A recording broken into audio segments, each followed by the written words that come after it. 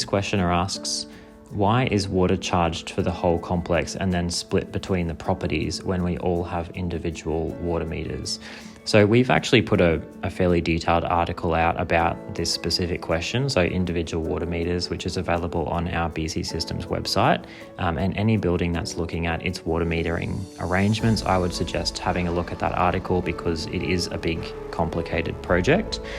In this particular case, assuming that the questioner has this correct and that the body corporate does have separate water meters, I would suspect that those separate water meters are not compliant with the local water authority who does the billing. So if you're in the Brisbane local government area, Queensland Urban Utilities is the authority who bills water, and they will bill water individually, assuming that the body corporate does have individual water meters and that those are compliant with Queensland Urban Utility specifications.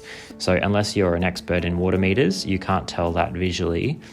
You need to get a plumber to inspect every single meter and confirm what type they are, how they are read, and how they are located and installed.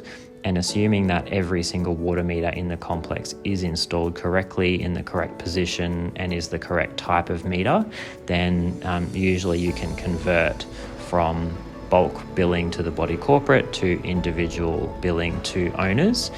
Usually those have already been done. So the buildings that are left that have some sort of individual meters, but the water bill is still going to the body corporate in bulk, usually the reason is because the individual water meters that exist already are not compliant with the correct standard from the local water authority, and therefore in order for them to be read individually would need to be replaced, and that can often be quite costly. So the minimum cost is probably $600 per unit, right up to several $1,000s per unit, depending on the placement of those meters and how difficult they are to get to, and whether they can be installed where they are or whether they need to be moved to comply with Queensland Urban Utilities water meter policy.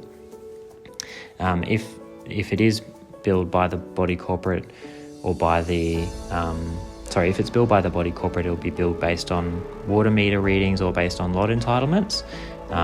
But the cheapest way on the whole is to have the local authority bill it directly to residents. If the body corporate's billing it, there's an administrative cost in reading it and actually calculating those bills.